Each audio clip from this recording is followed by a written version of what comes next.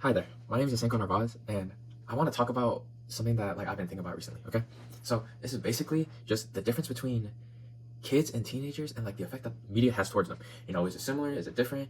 And how, or if it is different, how different do we go through or how do we intake the media? So I want to start off with the Paget's theory. So Paget's theory is basically how infants process information and how they progress through that period of time that they're in. So this is including how they absorb information, how it will go through one ear, how does it go out through the other, or does it really relay through how they go? And how Paget explains this is how I like to always talk about it. They explain it in with schemas. And what a schema is basically a general mind makeup, a mind tree, branching off into whole new different ideas basically. And it's how certain information that is given to an infant or to a kid or anything, how that information is being taken in and how it's being molded and processed into a different thing. And as a kid, we're not really good at interpreting some information. So schemas basically give us the ability to interpret what certain information does, and it helps us get through with that point. So basically there's this one video that an amazing professor of mine has showed me and my classmates, I should say.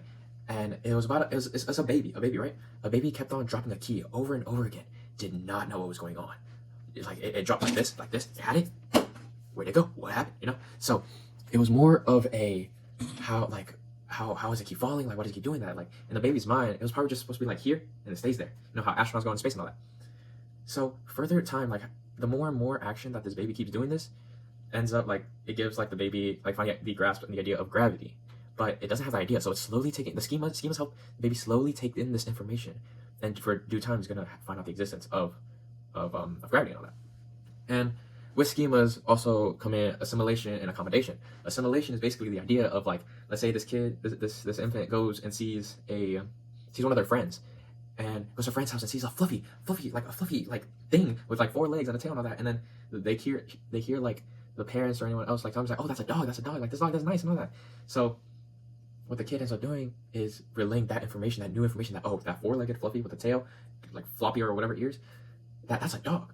So whenever it goes out into the nature, into the horizon and all that, it will assume that another animal, say in the park, they'll see another animal, the same 4-legged fluffy animal, and be oh, mom, dad, that's a dog too, no? That's a dog too, right? And so it's yes, that's a dog. And so the baby was able to assimilate a connection and the idea of that thing being a dog. Now, accommodation, on the other hand, is basically a combination is where the same idea as assimilation, however, is when you're wrong. So let's say the difference between that same dog that your friend had, and then a random almost your size dog out in the woods and all that. As a kid, you see the same build, 4-legged, long tail, cute face, fluffy. Yeah, that's a dog. It's gotta be a dog. But no, that's a wolf. You're in danger. You should run. So with your parent telling you basically no, kid, that's not a dog. You should get up, pick up and then run.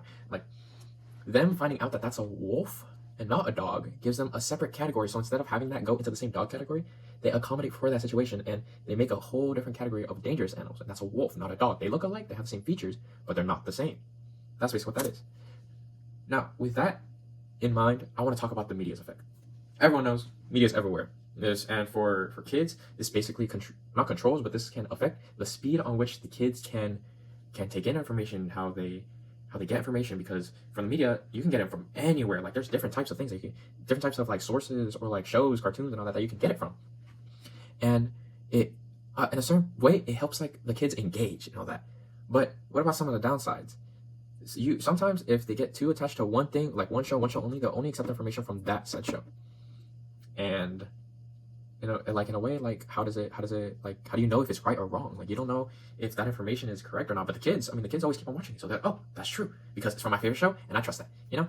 So me growing up, I watched Dora. My mom anytime that she needed a break or she needed to cook her clean, boom, TV, Dora the Explorer. And I got a lot of my information on that. That's how if my mom wasn't teaching me Spanish, I learned Spanish from Dora. And that's how I get a lot of my information and all that. And Martha Speaks as a kid, I used to want a talking dog.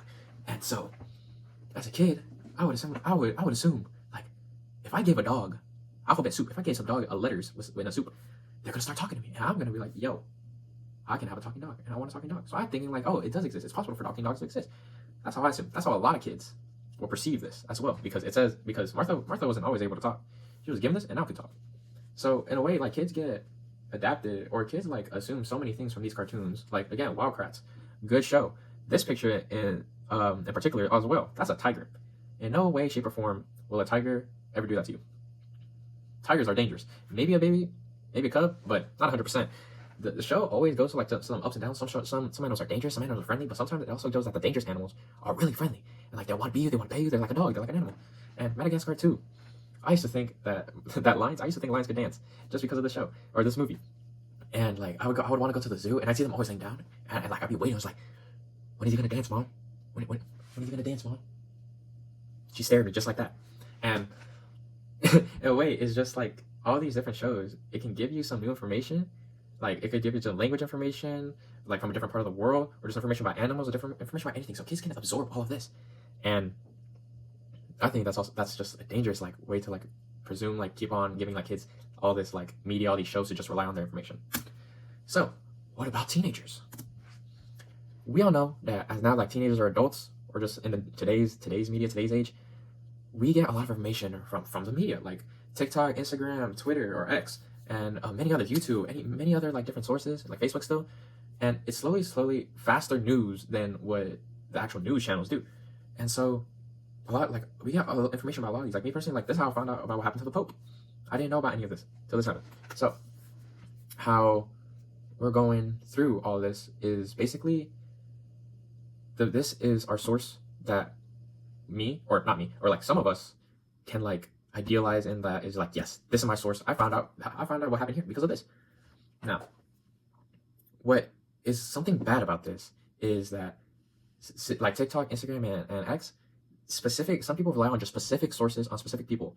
But however, that is not what is 100% true. It's only what they saw and like their thing. They don't really like abide to like any other information. Like X, me personally, is not a reliable source at all, and it doesn't really like go like how it's supposed to at all. And it sucks that this is the sources that a lot of the teenagers these days like actually go with, but because 100% of the time, or 90% of the time, information is false. And so connecting this back to Paget's theory, what does it really do to teens? So what I started with is the attention and the focus that it has on teens. I'm a victim of this. I'm not going to deny. Sometimes procrastination happens. Sometimes like oh, you have an assignment due, but you don't really want to do. It's like, oh, I need a break. So you go on Instagram Reels, on TikTok, and you're stuck there. You're stuck swiping, and it gets to a point where like their attention span just gets cut into those 15 second like videos or like tutorials or whatnot. And so not only does that not get them to do their work, it also affects like lectures and all the other like classes and stuff. Because how do you expect someone that is solely like watches 15-second informational videos and all that to get information in an hour? And it's just crazy how like it gets into that information. That 15-second information is so much that a whole hour doesn't seem worth it for some people. And it's just nothing. It's just too much of a distraction, but it also overloads them with information, which is something that's like not really good for like just the human mind in general. And it's just a lot of risk. It's just like a heavy risk with the media that is brought to us now with like the different platforms and stuff. And the next thing I want to talk about is with the social emotional like growth with that. Media can either help or harm a person's like whenever they're watching, it can either help or harm them. And what I mean by that is that there are so many different content creators that have so many different types of things. And this also fits in with the last thing, but I'll get to that later. But so many different content creators that don't specifically fit your scenario, don't specifically fit your life, your like what you're going through or any of that. Some people can make hurtful comments. Some people could do all that. Some people could bully you. Like if you make an account, if you become a content creator, some people could bully you. Some people could like say mean things to these teenagers that are going through specific things, but they don't know about. But they point out what's obvious to them, and it's more of a harming thing. But as well, there's the opposite. There's the kids, or there's the content creators that uplift the people, or like show like awareness. Like this is the thing. We shouldn't be sad about it. Or not sad. We shouldn't be scared to confront this scenario. So after that, I want to talk about the certain type of like abstract like thinking, basically. So this is what I mean by this is the exposure. From what Paget says, the abstract reasoning of it all is the exposure that one gets like from what the different type of medias they get and like the location, basically. So Twitter, Instagram, like TikTok, you can get them anywhere, as I said. Same thing with kids, cartoons and all that, you can get them from any type of place in the world. Same thing goes for the media. And with this, you can learn so much about a lot of things. As I said, the Pope, what happened to the Pope?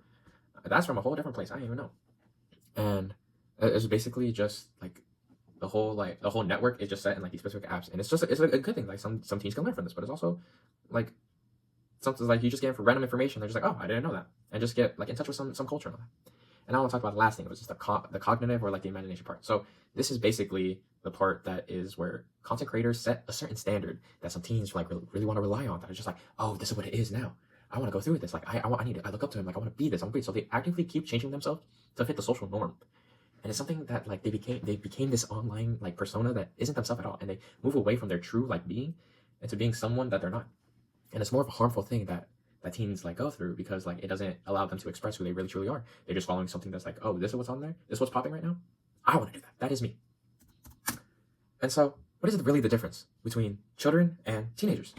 So they both get affected pretty heavily by the media, and whether it be like the ideation of one thing and condoning to another, or information that's given to them by a certain source, like how like teenagers with like Twitter or Instagram Reels or TikTok. I'm using those three because those are the big three that I can think of, and relying on just one source and just being like any other sources is completely invalid because, oh, I learned it from this. Like this is what I normally look at, and this is what I go with. Like this is my information, this is my definition. That's basically what it is. And same thing with kids. They learn from like Martha Speaks or Dora that this is this thing and this is my definition. And more in times, teenagers have a harder time to accept that they're wrong. They have a hard time accommodating what is the correct information. And a lot of times this comes to a certain point that proves that teens have it. It's not that teens have it harder, but teens get it more like kind of difficult. If I'm saying these words correctly, they get harmed in a way that kids don't really get harmed. And what I mean by that is like some of the information that is given now can be harmful to the people around them or to even themselves. To believing one thing can lead to another, and the influence of that like it has in the community, like the influencer community, all that is so huge. Like just like basically just following the leader, doing this, doing that. So that reminds me of like the raid of Area 51. Everyone wanted to Naruto run or something in the like Area 51. It's so crazy. It's like no way people can do it, and a lot of people actually showed up to that, which is amazing to me. That the news interviews or some interviews, random people just like, I don't know, some people said they were going to do this, and I said yes, I'm going to do that too. And it's just wild. It's like wow, like they saw this online and said, yeah, this is something I want to do. I want to storm Area 51. And the whole idea with aliens is like, they have aliens, we're going to rescue them and all that. They were all so down for that. And it's crazy that teenagers have to go through this. And like, I'm not saying kids don't have the same effect. I mean, I said to myself, like, I thought dogs could talk. Like, if I had a dog at that young age, I would have definitely felt it or fed it like cereals with alphabet. And same with like, I always wanted a monkey as a pet. And like, when I saw like Curious George, that's what it brought me. I was like, oh, I could get a random monkey, and it's like it could be my friend, it could be my pet, and all that. But it's a whole lot complicated than just having it as like a friend. So, what I'm getting to is that some parents, I'm not saying you're doing the wrong thing. I'm saying that at a certain point you should reevaluate and know like the amount of like media that you're given, that you give to your kid. Is it the correct amount? Is it a good amount that is not harmful to them, but is also educating them? At a certain place for me, as a kid, Dora and some other thing and some other cartoon shows, they've educated me on some things as well. But I was also limited. Like I didn't have a phone or anything till around, I want to say like 8th grade or so. I had one in 7th grade, but without a SIM card, so I didn't really get access to internet and all that. Or I only had access with internet. I didn't have like anything like around me, so I didn't really get distracted. And now firsthand, like now I have a whole phone, a whole iPad, laptop. I get distracted a lot, easily distracted with all these different things. So firsthand, from a teenager going to an adulthood, it's something that like sets a tone to like how you study, how you go through life. Like it's always something you go through. Like it's something that's like you're bored, go through rules. And with kids, if kids get too stuck into their iPads and their devices and all that, they'll get their media, they'll get their information. However, they'll get affected. And at a young age, like bullying, cyberbullying happens a lot too. So teenagers and kids, they will have their fair share amount of bullying, but as they grow up, it'll sometimes get harder and harder to deal with because of how long they were doing. And so they just have to they want to live up to a standard that society sets for them. So they try their best to fit in, but it just ends up harming them. Thank you for listening. I really appreciate all y'all in the crowd. Thank you very much. I appreciate you being a part of this. And so yeah, that's really all I got. Yeah, thank you so much. Thank you so much. Please, not all at once, please. I just love all y'all. Thank you.